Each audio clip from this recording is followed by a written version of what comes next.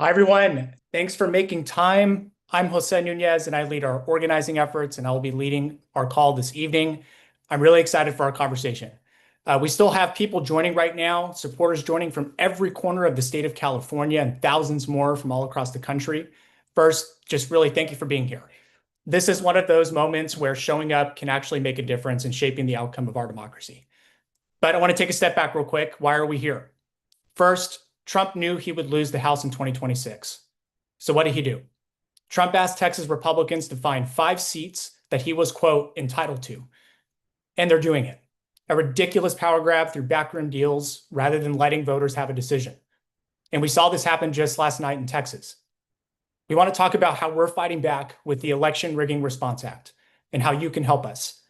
The Election Rigging Response Act puts the power with the voters of California, not backroom deals. So our congressional representation reflects real communities. It creates a clear legal path to adjust California's congressional districts to protect fair representation and stop gamesmanship from deciding who wins before voters do. It's a simple idea. It commits to fair redistricting, it's temporary, and it gives California voters the power to approve it. For the Californians on the call today, Election Day is Tuesday, November 4th of this year. That's close. And for everyone on the call, our window to educate, organize, and mobilize voters is now, not later. That's why we're talking to you all this evening. Tonight is a conversation with Governor Newsom about why this matters and how we win. You're going to leave today with concrete ways to help in the immediate and through Election Day. Now, before we jump into our program, I want to start with a simple ask that everyone on this call today can do. I want you to talk to your people. Commit to contacting 5 people you know in California to make sure they know about the upcoming election and what's at stake. If you don't know anybody in California, that's okay. I want you to commit to contacting 5 people who can join you in volunteering to help us reach more voters. And we're going to give you the tools and resources to do so. This is an organize now, organize everywhere campaign. If we build that structure together, we will win this, plain and simple. I want you to go to gavinnewsom.win/ballot to sign up to volunteer. That's gavinnewsom.win/ballot to sign up to volunteer. Now, with that, I'm really thrilled to welcome our first special guest who has been smack dab in the middle of the fight in Texas. And that's Texas Representative Jean Wu. Representative, the floor is yours. Thank you so much. This has been kind of an insane journey, if you if you believe me. Um, this is we just got off the floor yesterday, and the Republicans rammed through their corrupt bill to change the maps in the middle of the game, and they were exactly what we thought they would be. They used force, they used coercion, they used intimidation at every opportunity. They had Miss Collier locked up in the house for 3 solid days until they got what they wanted. They sent the rest of us with patrols, with police officers, with investigators who could have been on the street investigating crime. But here's the thing, it doesn't have to be this way. And I'm so grateful to Governor Newsom for having the courage to stand up and say no more. And when we first started our quorum break, we were hoping that California would step up. We thought it would take months, if ever at all. But California stood up within a week. And that kind of response gives us courage and gives us hope. And now, after the governor has signed this vote goes to the people. And on behalf of the people of the state of Texas, we hope you will vote for this bill and protect elections not only in Texas, in California, but across the nation. Our democracy is counting on you. We hope that you take this seriously, that we hope that you see this as a protection for the entire nation, to protect our democracy, to protect our future, and to protect the American dream. Thank you for all that you have done, but we have much, much more to do. This is the beginning of the next chapter, but this book, Towards Our Freedom, has many, many chapters. More Americans need to stand up, more Americans need to speak up, and more Americans need to be ready to take action however they can. Thank you so much. people of California, thank you so much, Governor Newsom. You are amazing. And we wish there were more elected officials like you willing to stand up against tyranny. Thank you so much, Representative Wu, and for joining us this evening and also continuing to fight for the people of Texas. I want to go ahead and kick it over for Governor Newsom to talk a little bit about the Election Rigging Response Act, the challenge ahead, and where we go from here. So with that, I'm going to welcome Governor Gavin Newsom. Governor, the floor is yours. Thank you, Gene, and thank you, Jose. Thank you for your introductory remarks. I want to build off those in a moment, but I want to just really compliment Gene, Representative Wu, and all of his colleagues for their courage, for their determination, for their willingness to put themselves out on the line, and really elevate the conversation and raise the stakes, and reminding people what's at stake, not just in Texas, but all across this country. Had they not broke quorum, had they not traveled all across the country from New York to Illinois to other states, including our own here in California, where I had two delegations from Texas visit, I don't think we'd be in the position we are today. So, Gene, thank you for your generous words about what we just did, just moments, quite literally moments ago here in the state of California. But had it not been for all of you, we would not be in this privileged position to fight for you, to fight for all of us in all 50 states across this country.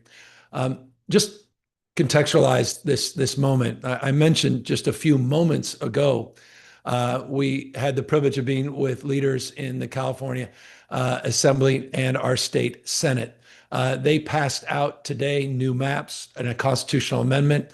I signed the first bill ever signed by a governor of any state in U.S. history that will place in front of the voters maps for their determination. It's the most democratic redistricting effort that has been advanced, period, full stop. It is in stark contrast to what you're seeing in Texas as we speak. Those maps were literally drafted, maybe literally, in Mar-a-Lago, behind closed doors. They're not submitting to the whim of a majority of voters because they simply would reject them, just as the vast majority of Americans are rejecting this rigging. And that's what this is about.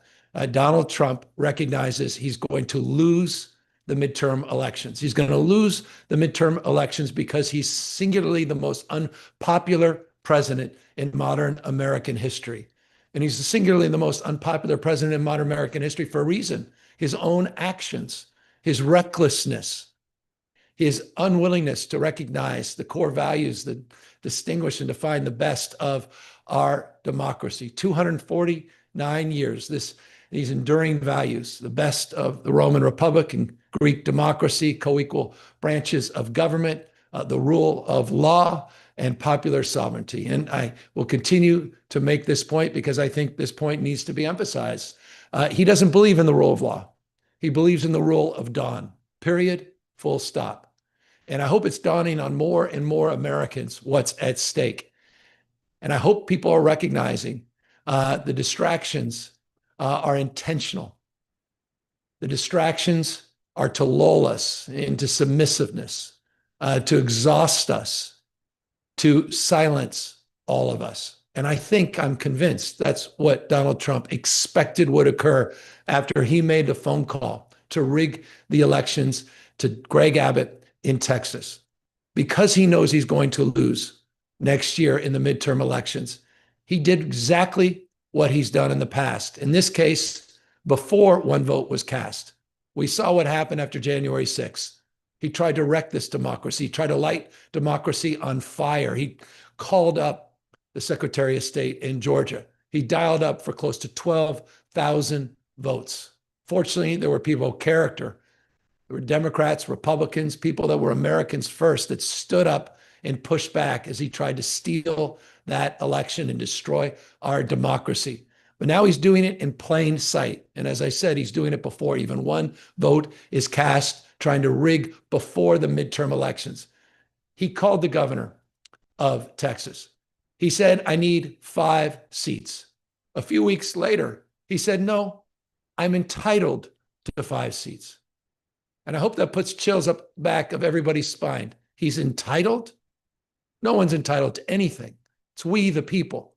Remind everyone, Justice Brandeis said it best, in a democracy, the most important office, Mr. President, is not the President of the United States, certainly not governors or mayors or congressional representatives. The most important office, Brandeis said, is the office of citizen. And that's where power is born. And that's what it's all about. We the people. And that's why we're on this call. Over 10,000+ of you, and it's growing by the minute, that have tuned in. And you're tuning up because you recognize this moment. You recognize this is not just about maps. This is certainly not about party. This is about power. This is not just about rigging elections. This is about breaking the backs of our democracy. And if you think it's overstated, you think it's exaggerated, I hope people will reflect. And those in California, you saw this firsthand, particularly those of you in Southern California.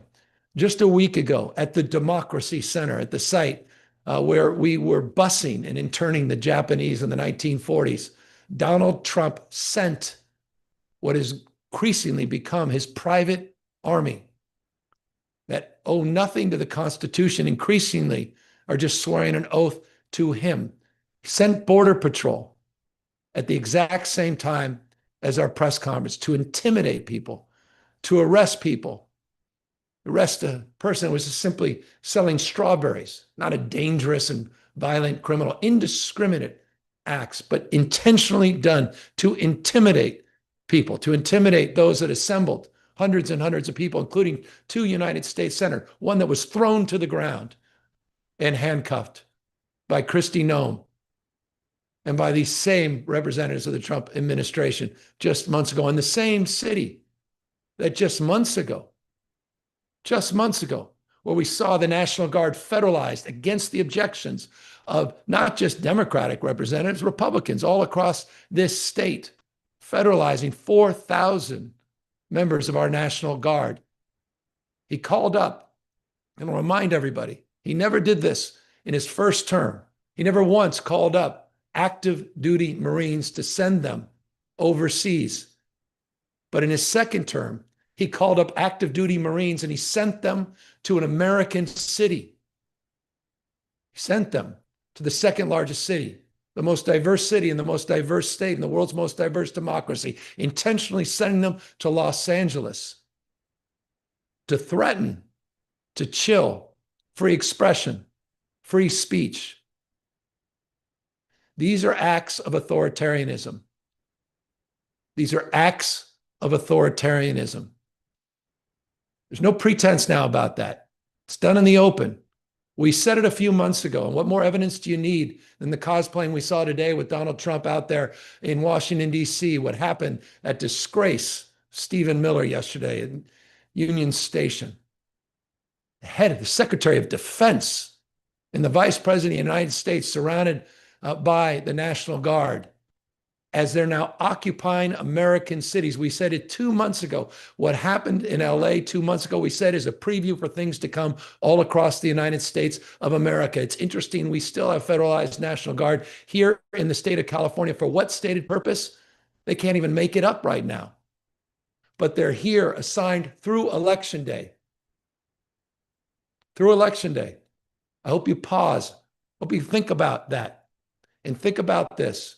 Don't think for a second what we said about the National Guard is a preview of things to come. I assure you, with $175 billion backing up the expansion of the largest private police force in world history, I don't know another jurisdiction. I think it's larger than the entire military in Israel, or even the Russian military, someone suggested. Don't quote me. But what he's doing with ICE is a preview of things to come at polling booths and voting booths all across this country to intimidate people, to chill free speech and expression, the fundamental right to vote. And again, hold on. That doesn't even include what he tried to do just 3-4 days ago, where he said, I'm going to do an executive orders, have my lawyers working on executive orders to eliminate what is bipartisan in this country, and that is vote by mail. 80% of Californians, the largest state, size of 21 state populations, 80% cast their ballot through vote by mail. 86, 88% in the previous 2 elections. You see in state after state, dozens and dozens of states, Republican, Democratic states, Utah, not just blue states. Vote by mail. He is trying to wreck this country. He is trying to end this foundational motion of the rule of law and co-equal branches of government. That's what this election is about. That's what Proposition 50 is about. And here's my proposition to you. What we have done means little unless we can finish the job. We now have moved from a legislative effort to have the backs of the people of Texas. And now we need to have the backs of people all across this country. They cannot win if they play by same set of rules. They don't play by a different set of rules. Donald Trump doesn't believe in any rules. And so we have to move away, with all due respect, Democrats. We've got to disenthrall ourselves with the notion of whether or not we should play hardball to how we play hardball. It's all at stake. I hear pundits, I hear morning pundits, these experts say, well, we should be focused just, what are they doing out there in California? It's wrong what they're doing in Texas, but we just need to focus every day on kitchen table issues. There won't be a kitchen table if we allow Trump to move forward. We won't even have the chance to debate affordability and push back against these illegal tariffs that are increasing prices. Don't take my word for it. Take the word from the CEO of Walmart, who just made that point. You know what's happening. You all know what's happened in your pocketbook. The rule of dawn, illegal tariffs. You saw what the Supreme Court just did literally hours ago, 5-4 decision, saying that he has the right, overturning lower court decisions. The Supreme Court that was wired by the same hardball tactics. Wake up, Democrats. Wake up, Americans. Wake up to what Mitch McConnell did. He was the Greg Abbott of his day. 5-4 decision. Merrick Garland was that fifth. On our side, your side, America's side, to gut the National Institute of Health grants all across this country. Truth, trust. That's what Bureau of Labor Statistics is all about. Threatening the independence of the Fed. The most corrupt president in U.S. history. The graft, the corruption, crypto, planes. And it's not just the $400 million plane that he got. It's the close to $1 billion as he took money from food stamps and he took healthcare from the American people. And he sold out the next generation with 4.1, look it up, it's now $4.1 trillion of debt. And he took $1 billion of that so he can retrofit his plane that goes to his foundation for his personal use, if and when he's done. And the when is a real question. Wasn't that long ago that I received a 2028 Trump hat. I now have dozens of them been sent by people that support him and believe in him. He's showing world leaders, look it up. He goes down to the store with all his merchandise that includes a 2028 hat that he's showing world leaders. Wake up, America. We can lose this. It's precious. So that's what Proposition 50 is all about. It's about leveling the playing field. And it's about pushing back. Yeah, it's about playing hardball. But here's the difference. As he exercises his formal authority, one thing we know from history, the more you use your formal authority, the less you have of it. We're also using our formal authority, but you know what else we're doing? We're using our moral authority. As I said, we're doing it differently. No other state has submitted to the voters these maps to redistrict for themselves in a transparent way and in a temporary way. Not only in a temporary way, a way that affirms our support for national independent redistricting. That's on the ballot as well. We believe in that. This is a temporary measure in response. They fired the first shot. We are responding to it. Had they not moved forward, we wouldn't need to move forward. So this is a profound and consequential moment. And Jose, let me just end. I'm sorry. I can get into ballrooms. I can get into everything that just went on with Intel and the nationalization, the assertion that somehow we're going to start nationalizing great American companies and 15% set aside. I mean, what is going, this is serious stuff. But you have the ability to stand up. And that's where I want to close in the spirit to what Jose began. You have the ability to stand up. You have the ability to stand up for the rule of law by supporting Proposition 50. You have the ability to restore checks and balances. You have the ability to have the backs of people that are being bullied and intimidated by Donald Trump. You have the power to stand up for institutions that are cultivating independent thought, universities, the media, journalism. You have that power to stop Donald Trump. You have the power to restore and remain and retain this democracy. And so that's the spirit. That's why we wanted you to tune in, so we can all tune up and not tune out, so that we can all dial up and literally dial into friends and family, to volunteer, to knock on doors physically, virtually, to remind people what's at stake, to get online, to get offline and get in lines all across this state, to get in those polling booths and to vote yes on Proposition 50, to donate $3, $5, $10. We the people.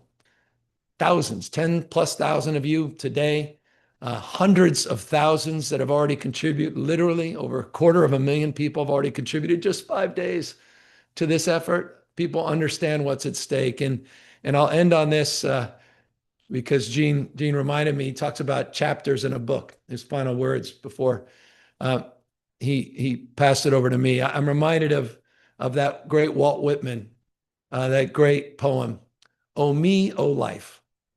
It's worth looking at. Man, is it worth looking at. He talks about this notion of agency, this notion that we are not bystanders in life, that we can shape the future. And it talks about writing our own verse in this play that is life. And all of us have that capacity to write our own verse. And so that's what we're asking for you to do today. Active citizenship, participatory democracy. Support each other, support the enduring principles of our founding fathers, and yes, support Proposition 50 and send a message to Donald Trump. And we'll take that message into the midterms. We'll swear in Speaker Hakeem Jeffries, and we'll restore a co-equal branch of government, and will de facto end the Trump presidency in 17 months. Thank you all. Thank you, Governor. Man, I'm fired up. Well, first, I just wanted to see if you have just a couple more minutes for a couple questions that I wanted to throw your way. Absolutely. And just want to make a side note. I think many of us, including myself on this call today, are ready to play hardball. And I'm glad that you brought that up. I want to start with one quick question. I was actually just back home in Texas recently, and a question came up with a friend that I've also been hearing from others in the context that people are going to be out there talking to their friends, their family members, their neighbors, their colleagues about what's happening, whether it be in California or nationwide, that want to volunteer and help.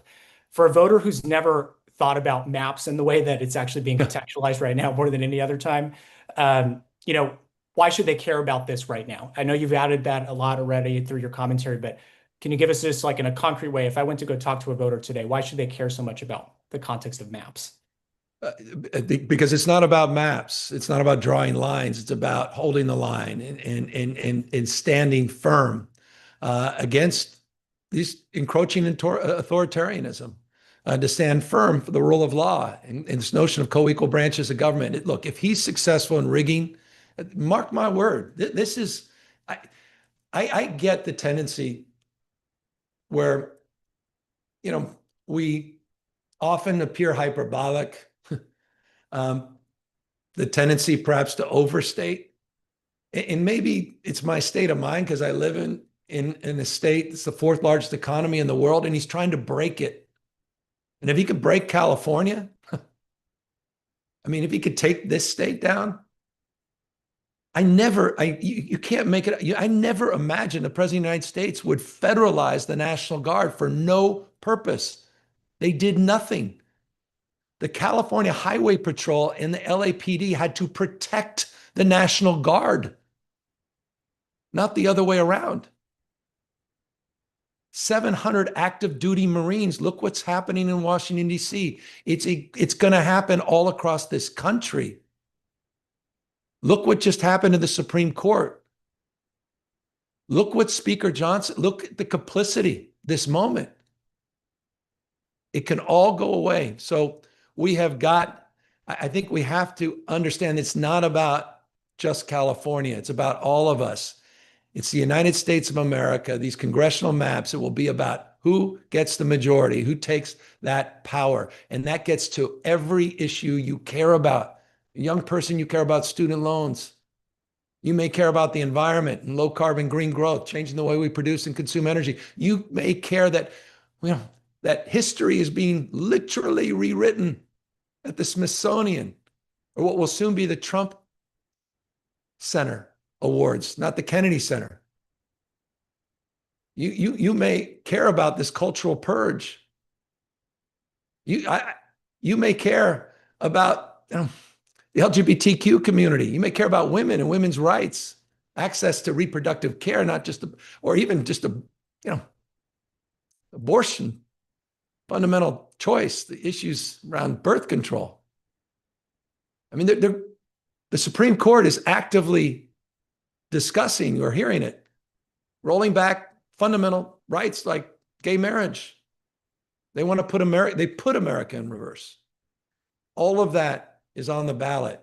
And that's why this is such an important time. Forgive me for extending a long-winded response, but you can go down the path here. This is about the architecture to which everything else is possible. And it's so foundational. And I know redistricting, gerrymandering, people, I remember even Ronald Reagan, former Governor Reagan, he didn't even know how to say the word gerrymander. I get that people start to roll their eyes, but I think people are starting to understand this is about something that we can no longer take for granted. It's about democracy, the rule of law versus the rule of Trump.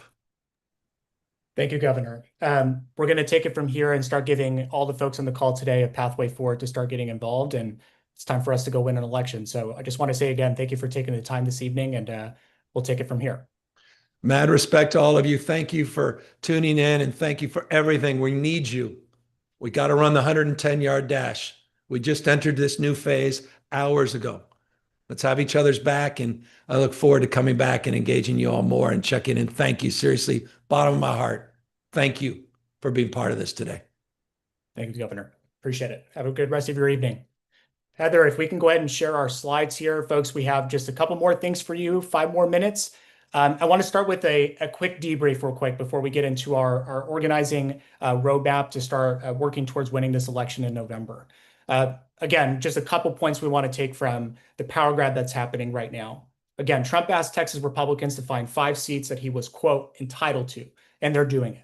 Donald Trump and Texas Republicans made an unprecedented power grab to steal congressional seats and rig the 2026 election before voting even begins. And then other Republican states are following suit. They want to steal enough seats to control Congress regardless of how people vote. You go to the next slide, Heather. And we have a plan, folks. We can neutralize any gains that they make, especially the ones just made by Texas Republicans.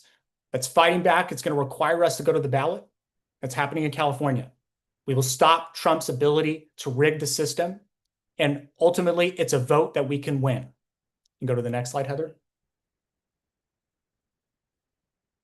It's the Election Rigging Response Act, as we've talked through today. The good news is that Proposition 50, the Election Rigging Response Act, will be on the California ballot November 4th, 2025. It's going to put a stop to Trump's effort to steal the next election by redrawing California's congressional district maps. Unlike Trump's power grab, as we mentioned tonight, it commits to fair redistricting, it's temporary, and it gives California voters the power to approve it. So what do we mean by that? There's only a few things to take from this. It makes sure that the 2026 midterm elections are conducted on a level playing field without an unfair advantage of Republicans. It reaffirms California's commitment to independent redistricting and calls all states to commit to fair and impartial maps. It puts the power in the hands of the people of California to approve emergency congressional district maps. And it provides emergency maps that go into effect only if Republicans move forward with their power grab. And these maps would expire in 2030. It preserves California's award-winning redistricting reforms and reaffirms the California Redistricting Commission's authority to draw congressional districts after the next census. You can go to the next slide. And as we mentioned today, from a timeline perspective, the election is approaching really quickly, folks. We have basically less than 2.5 months to organize and win. The legislature debate concluded today. So that means starting now, we are effectively organizing through Election Day on November 4th. Early voting and vote by mail begins just 6 weeks out from Election Day. It's right around the corner. For the Californians on the call today, we need your vote. For Californians and everywhere, not just in California, we need your help reaching out to voters. We can win this thing, but we need you with us. Now, to conclude our call today, I'm going to hand it over to our organizer, Heather, to get you all plugged in with volunteering. Heather, over to you.